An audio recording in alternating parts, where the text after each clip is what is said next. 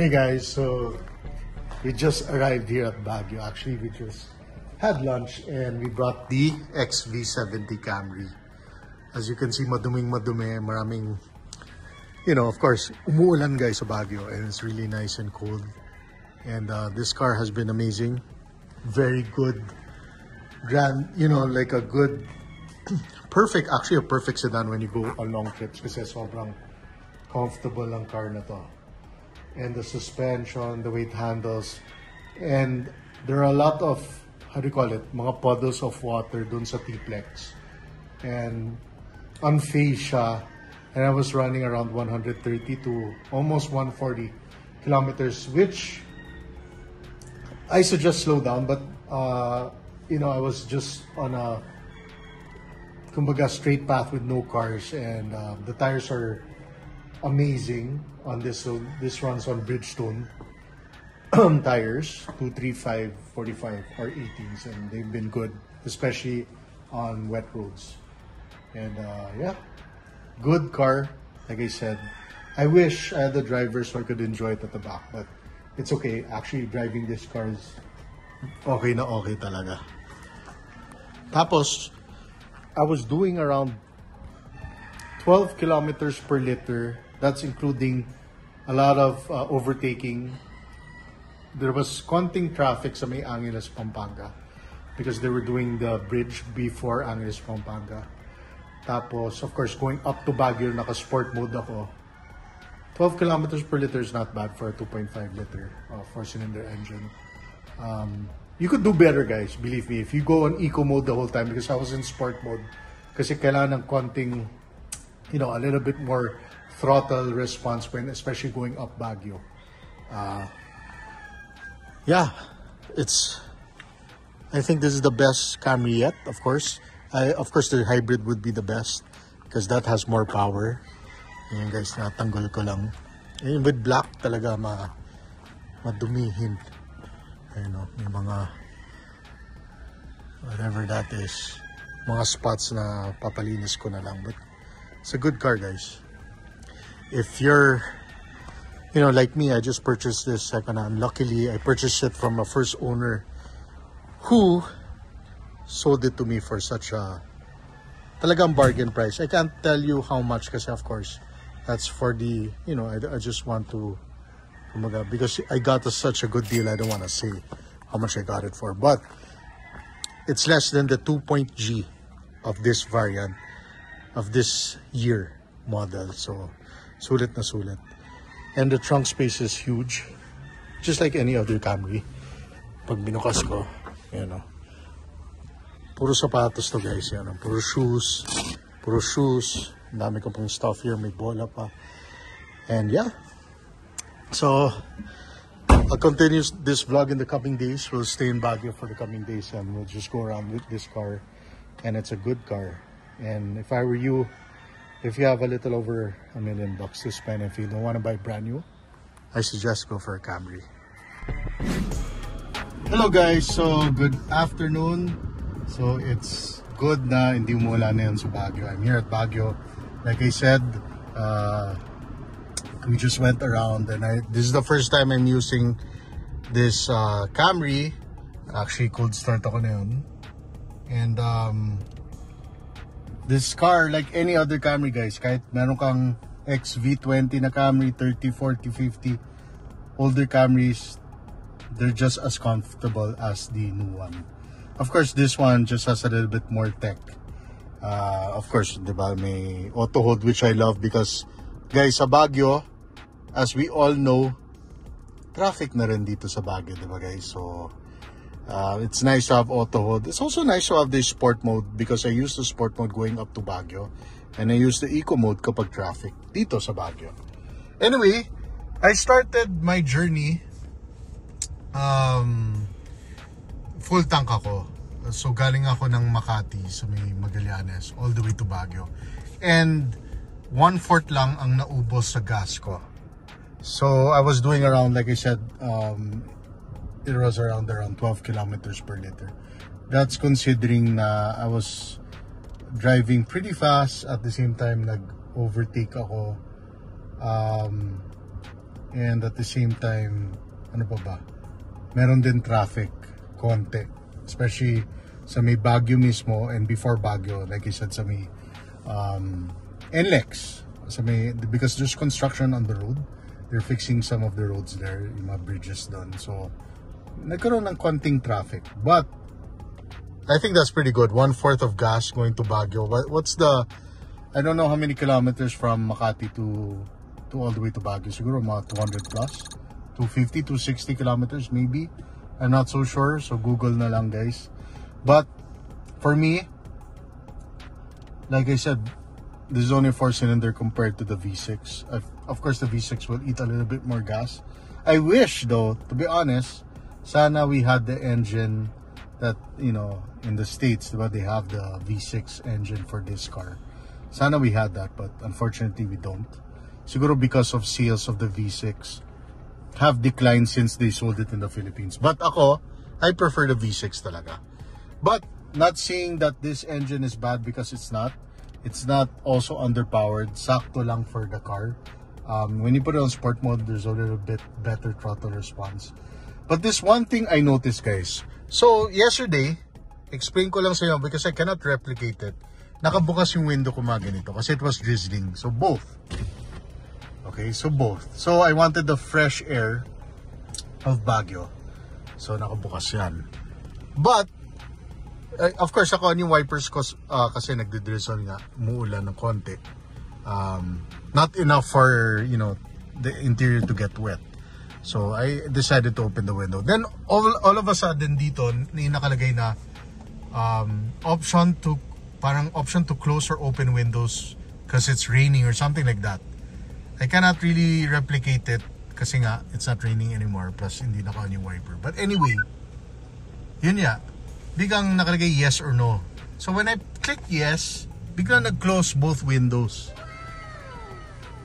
Sabi ko, that's pretty cool, no? Na there's a function like that. Na you could, you know, because it senses, because the wipers were on, naka-auto siya. Tapos, it sense na nakabukas yung window. Siguro sinasabi ng computer na you should close your windows because it's raining. So, that's pretty cool, guys. I don't know if other Camrys have that, but this one, this XV70 has that option, which is great. So, now we're gonna go to a car wash. And I'm gonna continue why I got this car in the first place and why I keep on buying Camrys, because I really love Camrys. And maybe the new body that's coming out soon, you know, you never know. I want to see how that looks. Of course, the interior of that is nicer, and of course the hybrid system. But let's check it out, and hopefully the price of the car is not too expensive. But yeah, let's car wash muna kasi sobrang dumi. It's been raining here in Baguio.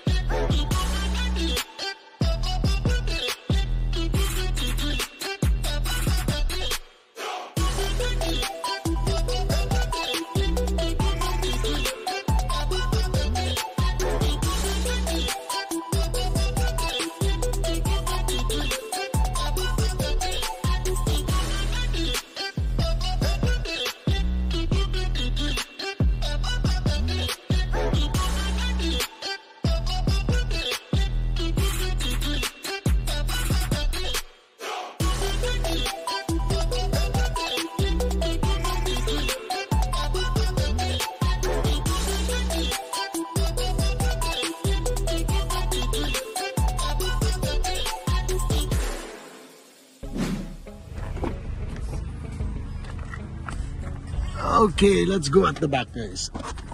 Yan. So like I was saying, let's continue this vlog and try to lower the volume here na lang. Yeah. That's what I miss sa XV50 and 40 guys. May volume yung stereo controls dito. Dito wala. Dito it's more of the reclining seats, the shade and the temp of the aircon sa third row. But like I said guys, such a great car going to Baguio. Sulit na sulit. And people who buy this car, if you have a driver, the better. Oh no, not really naman. I mean, if you have the option to have a driver, especially on long trips like this, then you could really enjoy the back seat. Sobrang sulit. May cup holder pa, diba? Which I will never use, I think. Hopefully, siguro if I let a friend drive, let's say on long trips, then I can able to sit at the back and really enjoy. Diba? Yung sunshade. Now it's a gloomy. Sobrang gloomy sa Baguio. But my tints are dark guys, so makes it even darker. But this car has been fantastic. Fuel mileage is pretty good for a 2.5 liter naturally aspirated 4-cylinder engine. For me, sulit na siya. Full tank, naging 1/4 pagdating ko sa Baguio. So that's not bad. Like I said, I was running 12 kilometers per liter. And that's not driving conservatively. Yeah, it's a perfect cruiser guys. And like I said, because I bought this pre-owned second-hand from a first owner that you know, who sold the car really cheap. Like I said, a lot of people are asking magkano exactly. I'll just say it's cheaper than the 2.5G, so the lower variant of this in the market, which is bihira sa second-hand market. I think I only saw one na puti that was around, so sabihin mo na it was around 1.2 or less. So I got that less than that. So yan ay given idea kung magkano ko nakuha. And the mileage was 10,000 something when I got it. Now it's 11,000, a little over 11,000. And I bought new tires pala for this car because of course because this being a 2020, so sabihin mo na it's a 4 to 5 year old tires, and dapat ang tires 5 to 6 years palitan mo na yan even though it's thick guys. That's the rule of thumb because rubber does wear even if you don't use it. Kahit naka-stock yan, rubber does crack, diba? Just like I remember nung pandemic, I had rubber shoes na hindi ko ginamit for 2 years. Tapos when I used it, yung how do you call it, yung sole niya open up because you haven't used it for so long. So it's the same way with any rubber material. So I got GT Champiro Pro tires. So this runs on 18, so 235/45 are 18, and I got it at around 5,650, which is very good. So GT, I think, is a Singapore company it's Singapore based, I think, but Indonesian made. As I know, I'm not really sure, but I tried Achilles, which is also Indonesian, which is very good. I tried that. And these are tires that are on the average in terms of price. Of course, you could go Bridgestone, you could go Michelin, you could go Dunlop, you could go Toyo, a little bit more expensive tires. Of course, Michelin is way more expensive than Bridgestone. And I think GT, based on reviews that I saw, sulit na rin. And this car, like I said, I only did the usual oil change, filter changes, and that's about it as of now. And yun, I will vlog the tire replacement soon, and I'm gonna sell my old tires, which is still good guys. It still has at least 1 or 2 years left. Makapal pa siya, but ako just being on the safe side because I'm gonna use this on long trips. I wanna buy brand new tires, which I already did online. Pinalalo move ko lang, which is great. Sobrang sulit. And I love this kasi sometimes when I dress up at the back after basketball, I can extend the seats instead of going in front. This is nice because the XV50 V6, alam ko the V had it, but the V6 wala nito, which is quite weird, no? But I love the interior. A lot of people said na malit yung radio, but ako okay lang kasi there is a trim guys that you could order to make it a 10-inch. But ako, sabi ko, I'll just leave it stock. I didn't want to change the original panels because, of course, if I ordered the surplus panels. I don't know yung quality niya. So, I just got a Pioneer. It's quite expensive for the most part, especially with aftermarket radios being around 15, 18,000, 20,000, which are bigger. This one is just a 7-inch monitor, but it's good. It's Pioneer, so I'm happy with that. The lights are nice, not too bright. The LEDs are perfect. Ito lang yung super bright lang. Ito lang, guys. You know, super bright. So guys, so this is the vlog, and I think I'm a Camry enthusiast. Kumbaga, I started owning a Camry about 3 years ago. So the XV30, then the XV40, XV50 recently. But I had the XV50 for only like 5 months, guys, because I saw this in the market. And sabi ko, benta ko na. Which nabenta ko naman kagad. And now, I have the XV70. So soon, there's gonna be the new one, which is, I don't know, I guess it's called the XV80, which is the new body, new interior na hybrid system na. And I want to see that in person also. Tingnan natin, di ba? But as of now, I'm enjoying this XV70.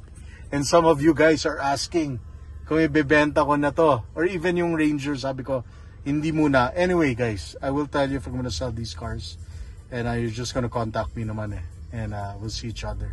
Because I think the last 2 cars that I sold, which is the Mazda and the Camry, came from YouTube. Actually, also my Civic RS, guys.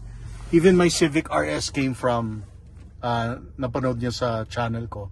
And he bought it kagad. I think it was in the province. So, yun guys. So this is the vlog for the Camry. And yeah, I'll see you in my next vlog. Always take care. God bless.